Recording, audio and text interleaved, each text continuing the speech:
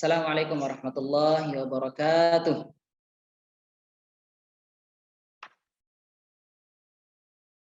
Alhamdulillahi rabbil alamin. Alhamdulillahilladzi hadana li hadza wa ma kunna linahtadiya laula an hadanallah. Asyhadu an la ilaha illallah wahdahu la syarika lah wa asyhadu anna Muhammadan abduhu wa rasuluh. Allahumma salli wa sallim wa barik ala sayyidina Muhammad. Amma ba'd.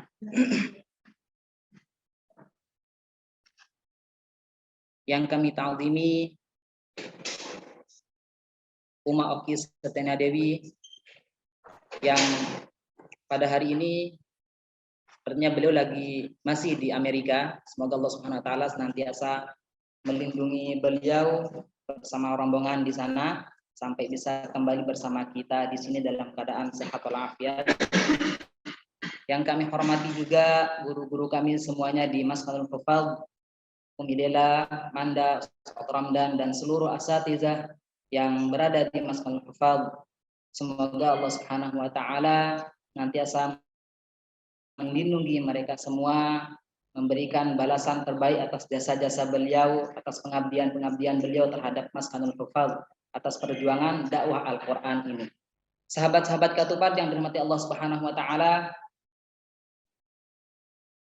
bersyukur kita kepada Allah Subhanahu wa taala pada kesempatan pagi yang berbahagia ini. Alhamdulillah kita bisa kembali bermajelis dalam majelis ilmu pada hari yang mubarak ini. Alhamdulillah. Sangat bersyukur sekali kita kepada Allah Subhanahu wa taala. Kenapa? Karena mohon maaf, sebenarnya kajian Ketupat pada hari ini adalah kajian rutin yang tiap minggu kita laksanakan, sehingga sebenarnya bukan fokus pada kita bukan sengaja untuk merayakan apa istilahnya, untuk mengadakan kajian khusus muhasabah pada momentum pergantian tahun baru. Karena ketepatan hari ini kita berada pada tanggal terakhir di tahun 2021, maka kami mencoba untuk kita berusaha mengambil tema muhasabah. Ini bukan, sekali lagi mohon maaf, sebagian besar ada sebagian dari kalangan yang mereka mengatakan bid'ah, ada yang mengatakan bid'ah merayakan acara-acara momentum pergantian tahun baru. Tapi kita coba lihat teman-teman, coba kita lihat dari tahun ke tahun, dari tahun-tahun sebelumnya, apa yang terjadi ketika orang-orang di luar sana merayakan tahun baru. Bagaimana dampaknya terhadap kita kaum muda, dampaknya terhadap kaum muslimin. Mereka mau tidak mau dengan gaya hidup yang sudah terbiasa merayakan tahun baru dengan berbagai macam kemungkaran, kemaksiatan, sehingga dampaknya itu kembali ke kita, ke kaum muslimin. Mereka di sana kita berikan kesempatan untuk merayakan tahun baru dengan berbagai macam kemungkaran, kemaksiatan, kelalaian, untuk mengingat Allah Subhanahu wa taala, untuk mengingat Rasulnya gitu. Sehingga bagaimana caranya, kemarin saya membaca artikel MUI, itu mereka mengadakan acara malam pergantian baru nanti malam insya Allah. Mereka akan mengadakan kajian, zikiran, sholawatan. Itu dalam rangka apa? Dalam rangka untuk minimal kita mengajak orang untuk jangan sampai terlibat dalam acara-acara yang bersifat yang penuh dengan kemaksiatan di sana gitu. Karena sudah maklum lah, kita sudah tahu lah insya Allah ya, bahwa malam pergantian baru itu sudah bukan hanya mercon-merconan doang, bukan hanya menghidupkan petasan, tapi lebih dari itu. Berbagai macam kemaksiatan, kemungkaran yang dilakukan di luar sana. Maka sehingga alhamdulillah rabbil alamin, kita bersyukur pada Allah Subhanahu wa taala, sebelum malam tahun baru nanti kita pada kesempatan pagi hari ini Allah kasih kita hidayah, Allah kasih kita taufik untuk bisa minimal refleksi dulu lah, refleksi dulu kita mencoba cari tahu, mencoba mengingat kembali gitu. Supaya ada persiapan lah untuk kita menjelang malam pergantian tahun baru nanti gitu. Maka tidak lain ini adalah semata-mata karena hidayah Allah Subhanahu wa taala.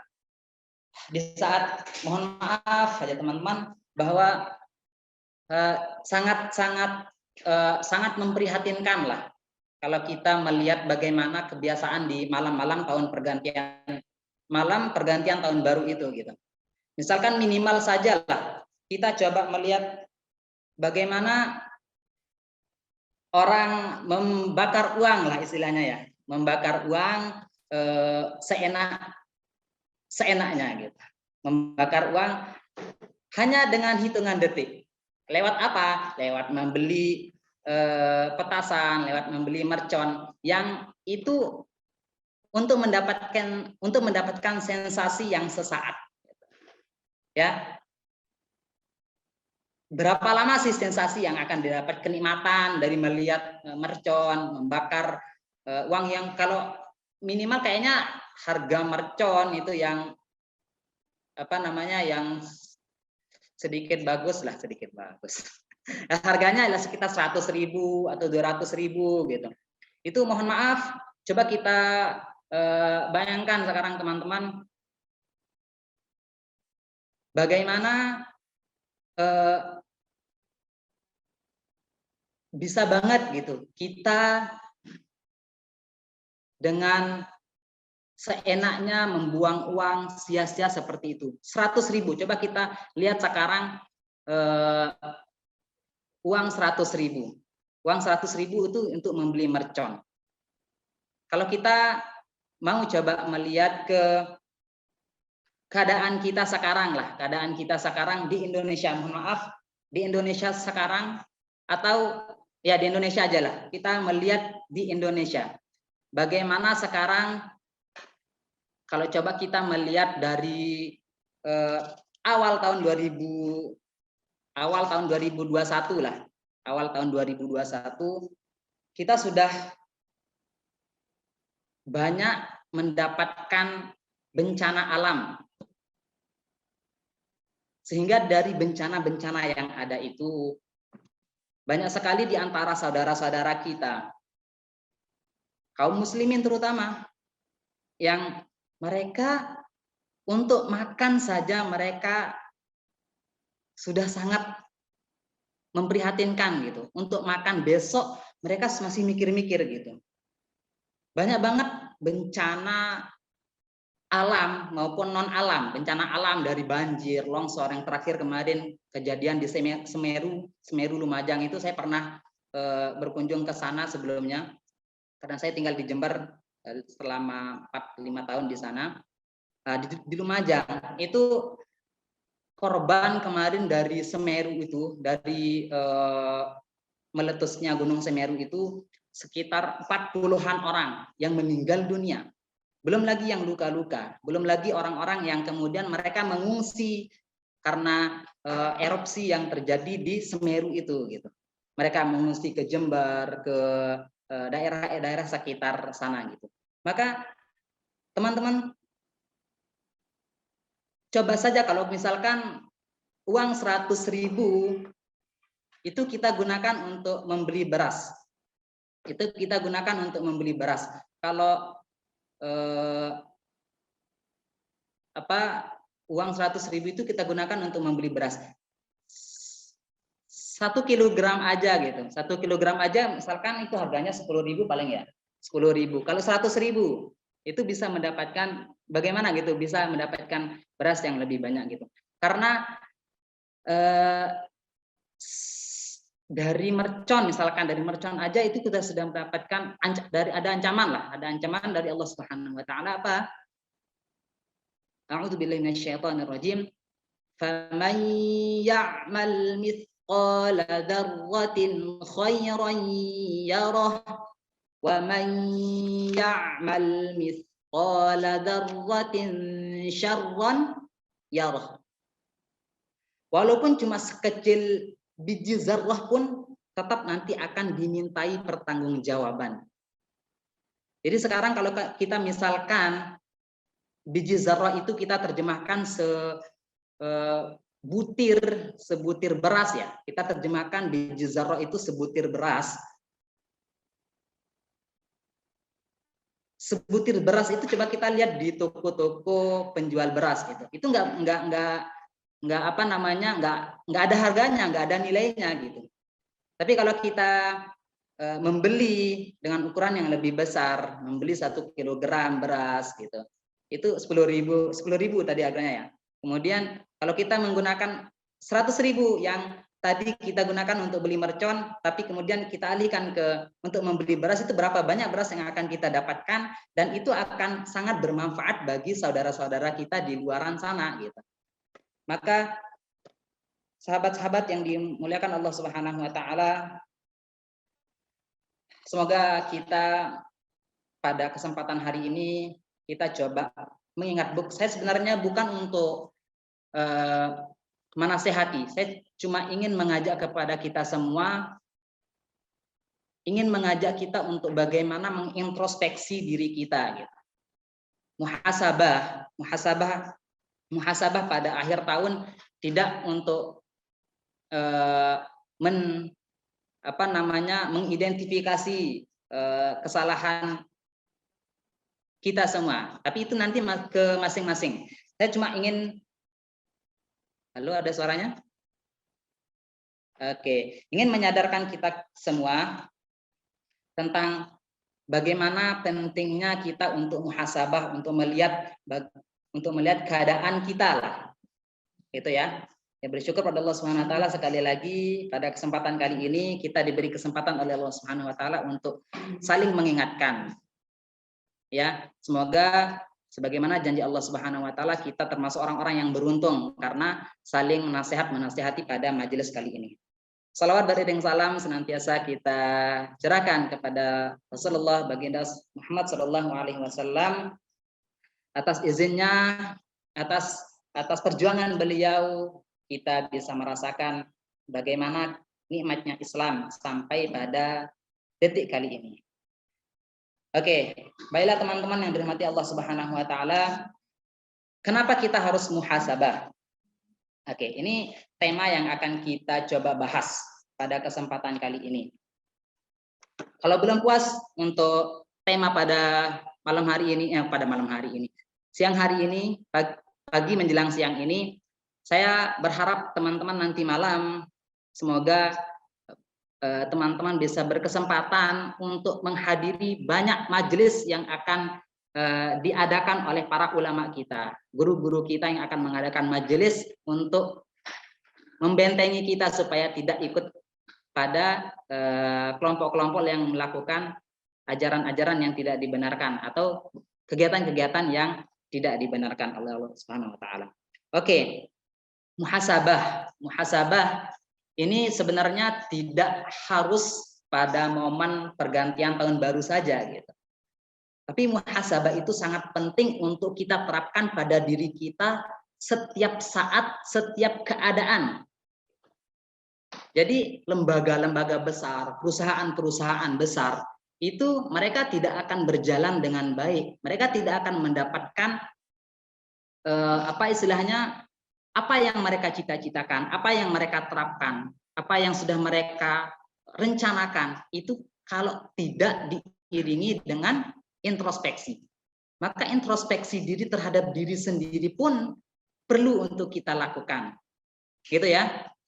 Jadi teman-teman yang dirahmati Allah Subhanahu wa taala, jelas dalam Al-Qur'an pun Allah Subhanahu wa taala sebagai umat Islam, kita harus benar-benar apapun itu kita coba rujukan kepada Al-Qur'an. Termasuk muhasabah ini, bagaimana Allah Subhanahu wa taala. Coba kita renungkan, coba kita teman-teman baca kemudian penjelasan para ulama tentang ayat yang menjelaskan tentang bagaimana pentingnya kita untuk bermuhasabah, untuk mengevaluasi diri kita, untuk mengintrospeksi diri kita. Apa yang akan kita persiapkan untuk masa depan kita. Ayatnya dalam Quran surah Al-Hasr. Itu berbunyi, A'udzubillahi minasyaitonirrajim. Ya ayyuhalladzina amanu ittaqullaha wal tanzur nafsum ma qaddamat lighad wattaqullah innallaha khabirum bima ta'malun. Ayat ini sudah jelas sekali memerintahkan kepada kita untuk memperhatikan apa yang kita perbuatkan saat ini untuk masa depan kita. Sebagian ahli tafsir menafsirkan ayat yang mengatakan wal tanzur nafsum ma qaddamat lighad, dengan hari esok itu adalah hari di kemudian. Maksudnya adalah hari di akhirat gitu. Cuma sebagian ulama juga menjelaskan bahwa itu tidak hanya untuk kehidupan di akhirat saja yang perlu untuk kita pikirkan, yang perlu untuk kita persiapkan dari sekarang. Bagaimana masa depan kita di dunia ini juga perlu untuk kita persiapkan gitu. Itu kata para ulama, ini menjadi sandaran kita bagaimana Islam itu sudah sangat menekankan bagi kita untuk mempersiapkan bekal di kemudian hari gitu. Jangan sampai kita berlalai-lalai sekarang sehingga kita tidak akan mendapatkan apa-apa gitu. Orang sukses itu orang yang menyadari bahwa saat ini adalah saat untuk mempersiapkan bekal di masa depannya. Di usia muda, waktu kita untuk membenahi diri, waktu yang sangat luar biasa, kita bisa dengan mudah menyerap ilmu karena mata kita dengan pandangan yang jelas, pikiran kita jernih, otak kita cerdas semua insya Allah gitu. Sehingga mau tidak mau masa muda ini harusnya kita manfaatkan untuk melakukan hal-hal yang produktif gitu. Tidak sia-sia, tidak banyak galau, tidak banyak melamun gitu. Tapi kita bekerja untuk hari esok. Sehingga hidup yang kita jalani di dunia ini sebenarnya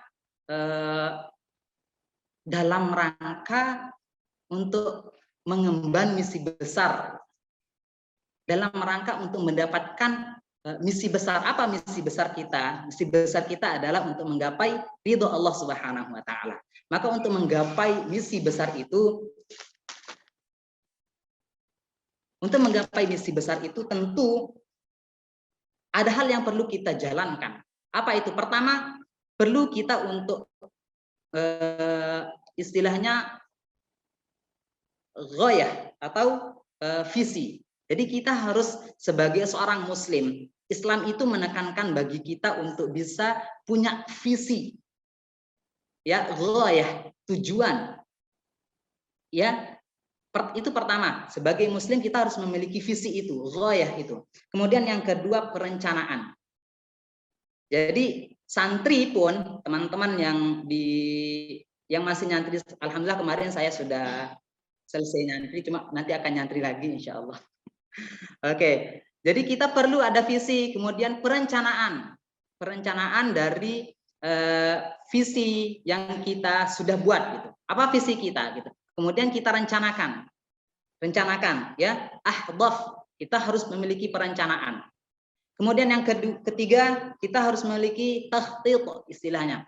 Jadi strategi apa yang akan kita buat untuk merealisasikan tujuan kita gitu. Mau ngafal Quran, sudah punya perencanaan, tapi nggak punya strategi, ya nggak sampai-sampai. Makanya kita harus punya perencanaan, ya kita atur strateginya seperti apa gitu. Kita mau ke Medan sekarang nih gitu. Kita mau lihat mana? Mau lihat Lombok? Ya nggak nyampe-nyampe ke Medan nanti gitu. Medan di sebelah mana itu? Barat ya? Timur? Barat. Jadi Lombok itu di timur gitu, yang nggak nyambung. Jadi kita harus punya strategi, arah yang akan kita tentukan, jalan yang akan kita lalui itu seperti apa gitu. Strategi yang akan kita terapkan itu seperti apa untuk menggapai tujuan yang kita inginkan gitu. Gitu ya. Kemudian pelaksanaan, tatbiq. Tidak akan berguna suatu perencanaan, tidak akan berguna suatu strategi yang jernih, yang brilian. Strateginya brilian, tapi nggak dilaksanakan, nggak dieksekusi, maka itu sia-sia gitu. Maka pelaksanaan atau tatbik itu perlu untuk kita laksanakan, kita kerjakan gitu ya, kerjakan gitu. Sudah punya apa namanya jadwal harian. Hari ini ngafal jam sekian gitu. Sudah jadwalnya sudah tertata rapi dengan baik gitu. Strateginya ya kalau ada ya orang-orang yang goda nanti nggak akan saya hiraukan gitu. Tapi ternyata nggak dilaksanakan gitu, sudah mengabaikan orang lain tapi nggak ngapal Quran, nggak murajaah gitu, itu salah fatal juga gitu. Itu pelaksanaannya kita laksanakan. Teman-teman kalau punya target itu nggak akan berguna. Ingat, target yang sudah teman-teman kita lakukan, kita rencanakan itu tidak akan berguna tanpa eksekusi. Jadi mau tidak mau ya dieksekusi benar gitu. Nggak cuma apa namanya, nggak hanya sebagai apa istilahnya narasi atau literasi doang gitu. Kita punya perencanaan, hanya omongan, hanya dibicarakan gitu, keluar-keluar ke orang lain gitu. Saya punya ini loh, saya targetnya ini loh, saya punya perencanaan seperti ini loh. Tapi kita tidak mengeksekusinya dengan baik gitu. Maka kalau ada kesalahan, kalau tujuan kita sudah ada tapi kita tidak nyampe pada tujuan, berarti ada di antara beberapa hal tadi yang kurang baik dalam eksekusinya gitu. Kita boleh jadi perencanaannya kurang bagus, asal strateginya kurang brilian, atau kita nggak melaksanakannya gitu. Sudah punya strategi perencanaan nggak dilaksanakan, itu juga masalah. Jadi kesalahannya ada di sana. Kesalahannya ada di sana semua. Kalau kita punya tujuan terus nggak tergapai, maka lihat di sana. Yang terakhir adalah evaluasi, muhasabah. Itu penting untuk kita lakukan gitu. Ketika sudah sehari target harian, nih gimana nih, malamnya kita muhasabah gitu. Jadi muhasabah, kalau ingat muhasabah bagaimana cerita sahabat seorang badui yang disebutkan oleh Rasulullah SAW. Suatu ketika Rasulullah sedang bermajelis di Masjidin Nabawi, insyaallah. Jadi suatu ketika Rasulullah sedang bermajelis bersama dengan para sahabat-sahabatnya. Nah, kemudian datang seorang badui, kita sebutkan namanya Fulan gitu. Dia datang ke masjid itu, kemudian dia sholat. Apa kata Rasulullah SAW? Dia adalah orang yang dirindukan surga. Hari berikutnya Rasulullah ketika bermajelis lagi di majelis yang sama dengan para sahabat gitu. Rasulullah mengatakan kembali akan datang seorang yang dirindukan surga. Tiba-tiba beberapa saat kemudian datang orang yang sama.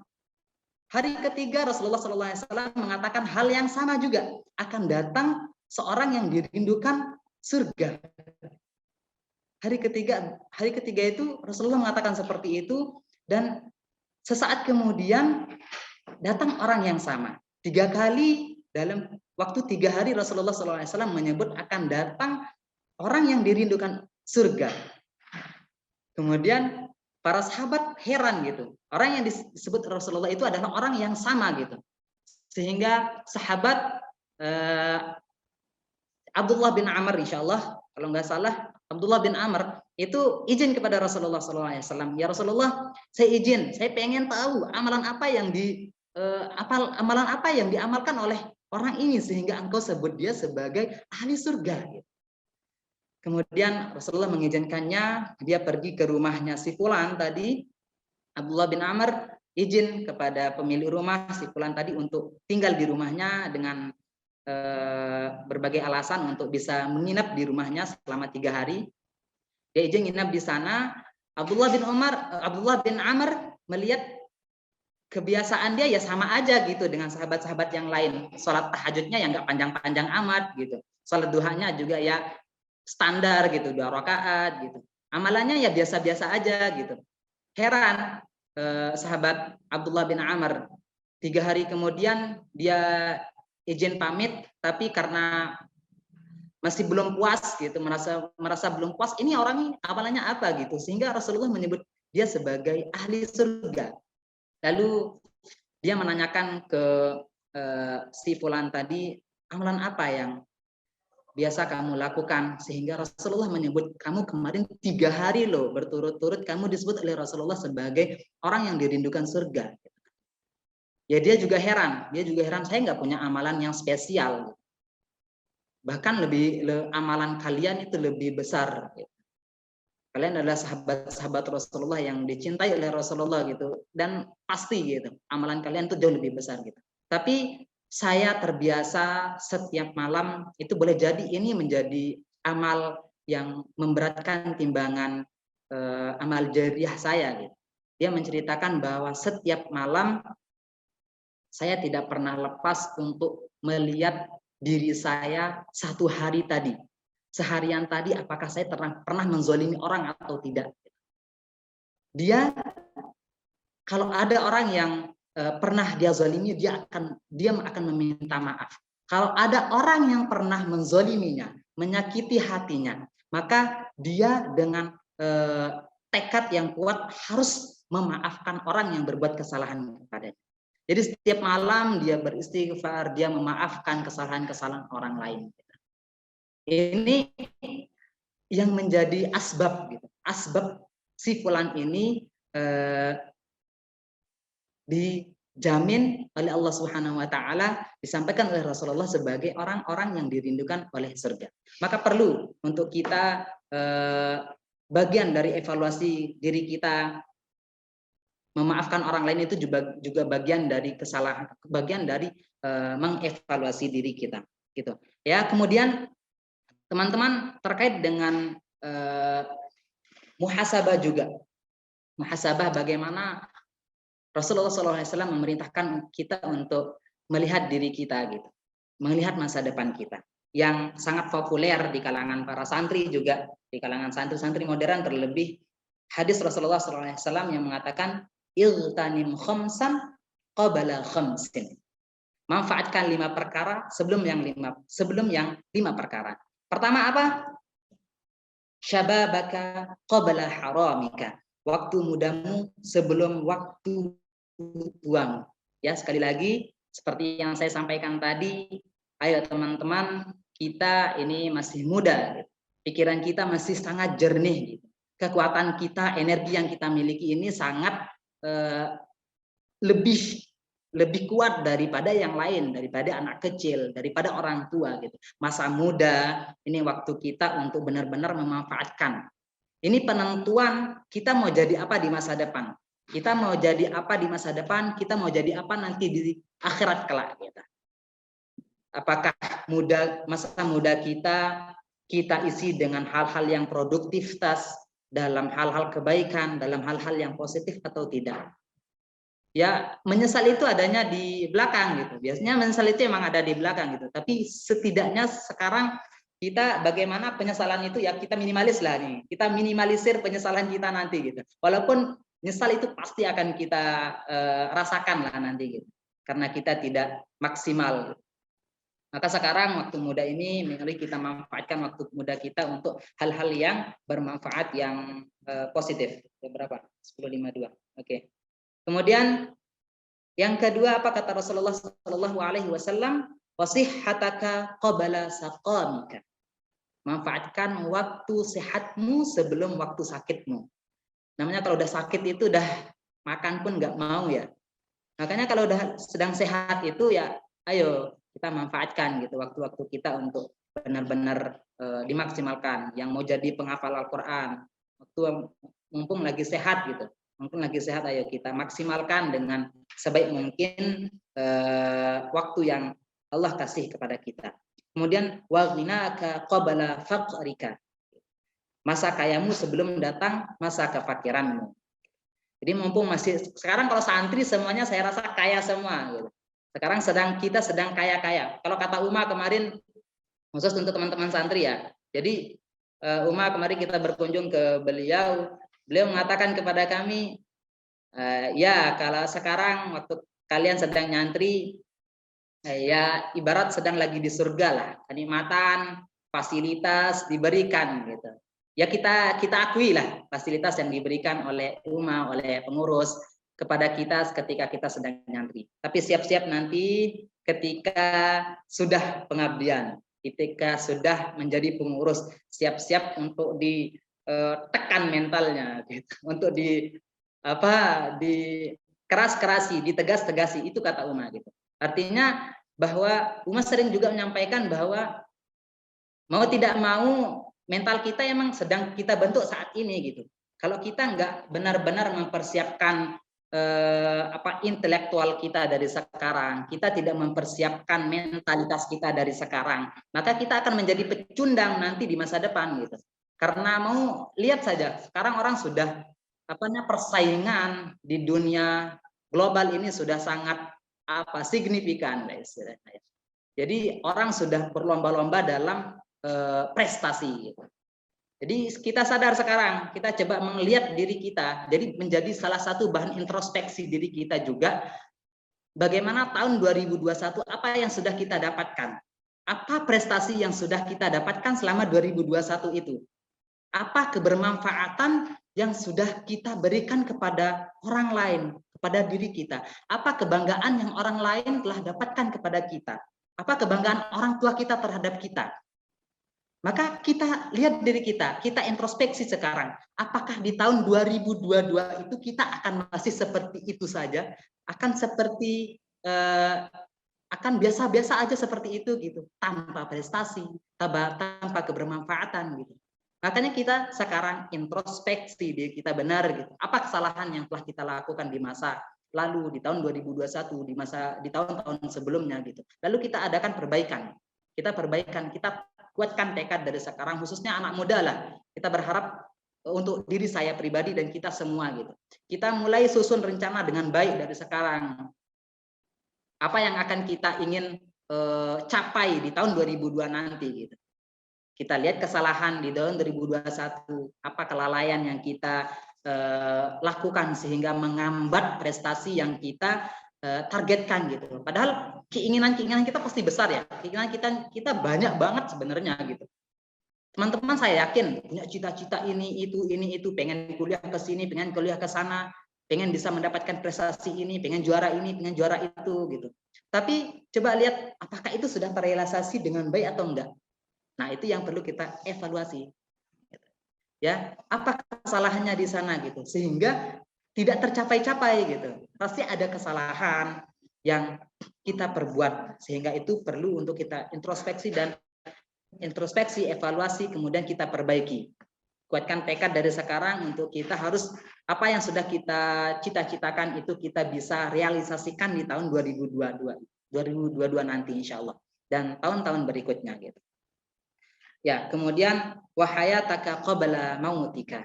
Persiapkan hidup kita untuk sebelum masa kematian kita. Hidup yang kita jalani ini sejatinya untuk mempersiapkan amal untuk mendapatkan kenikmatan di surga Allah Subhanahu wa taala nanti. Bagaimana kita menjalani hidup kita saat ini itu menentukan bahagia atau tidaknya kita nanti di surganya di akhirat kelak gitu. Baiklah teman-teman, sekadar untuk mengingatkan saja bagaimana pentingnya untuk kita muhasabah diri kita gitu. Bagaimana pentingnya kita untuk mengintrospeksi diri kita, mengevaluasi diri kita, itu intinya pada kajian kali ini sebenarnya untuk mengingatkan kembali tentang pentingnya atau urgensi daripada muhasabah itu sendiri. Ya, semoga kita semua Allah berikan hidayah, Allah berikan taufik untuk senantiasa terus mengintrospeksi diri kita, mengevaluasi diri kita, kesalahan-kesalahan kita di masa lalu, kemaksiatan-kemaksiatan yang kita pernah lakukan. Semoga kemudian di masa depan nanti dari sekarang Allah Subhanahu wa taala berikan kita taufik untuk senantiasa meninggalkan keburukan di masa lalu dan mengubahnya dengan amal-amal kebajikan dan berbagai macam kebermanfaatan. Wallahu a'lam bishawab. Sekian dari saya, mohon maaf atas segala kekurangan penyampaian yang tidak diinginkan.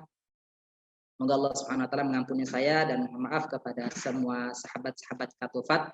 Terima kasih. Sekian dari saya. Assalamualaikum warahmatullahi wabarakatuh.